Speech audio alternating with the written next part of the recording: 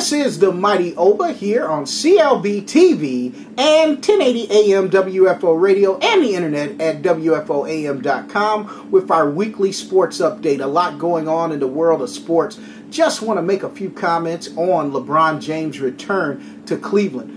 I did not like some of the things coming out of the stands. I understand that many of the Cleveland fans are heartbroken over his decision, and it was to be expected. It was going to be a very rough return for LeBron James. But some of the things I heard had some very nasty connotations to it along racist lines, and I think that has to be talked about most of all.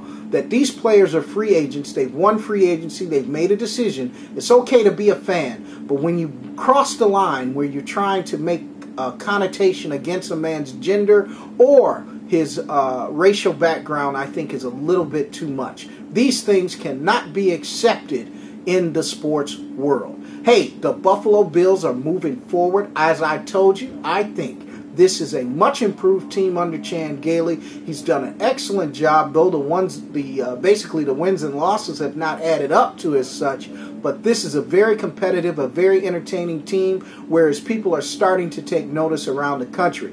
With a few good personnel moves and good draft picks, I think the Buffalo Bills will be in contention next year for a playoff run. I think that some of the players that they could look at in the draft, one of the sleepers is Kenrick Ellis out of Hampton University. This gentleman is 6'5", 345 pounds, and a defensive stud. If you're going to try to run the 3-4, this is the type of person you need. You also need to be looking at Christian Anthony, a defensive end from Grambling University. Traditional black colleges have always been able to find talent and put talent in the NFL. Christian Anthony and Kenrick Ellis. Keep those names in your head as sleepers for the draft. Well, talking to many of the Buffalo Bills, I feel that the CBA agreement is so far off that a lockout is going to happen. I think there's going to be a shortened season next year. That's unfortunate for a team like the Buffalo Bills, because this is a team on the rise and could make a difference next year.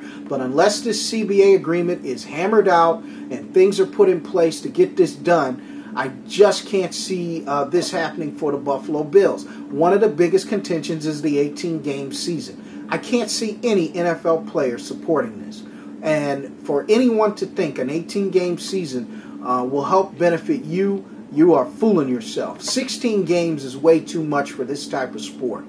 This is a sport that I think ownership has to really look at what it's doing to players. One of the worst things it's doing, they're saying they're trying to protect players, but they're playing games on Thursday night, giving the body just a few short days to recover from a pounding on Sunday afternoon. I don't understand that at all. This Thursday night football needs to be eliminated, and maybe that needs to be one of the contentions of the CBA agreement. Anything for ratings, anything for money, and they're not looking at the players. The players physically, it takes a few days to recover from such a pounding on a Sunday afternoon. There's no way that you can play a sport like this and play 2 games in a week.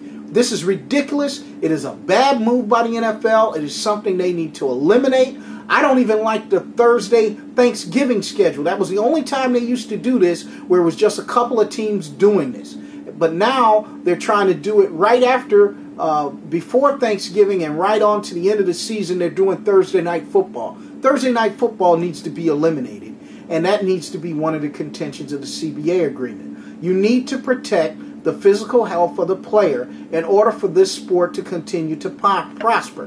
Because if you keep looking down the line and you don't see the physical health of the players protected, this sport will fall. Because if you keep seeing the damage that is done to players that are in early dementia as they get older, unable to walk, unable to live a quality of life as they get older, this sport will begin to really be seen for what it is, a very violent and dangerous sport, and not the entertainment piece that it is looked at today.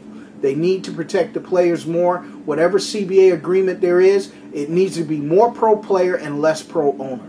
That's all from the Mighty OB'a here on clbTV. We'll see you next week right here with our weekly sports update. I am the Mighty OB'a.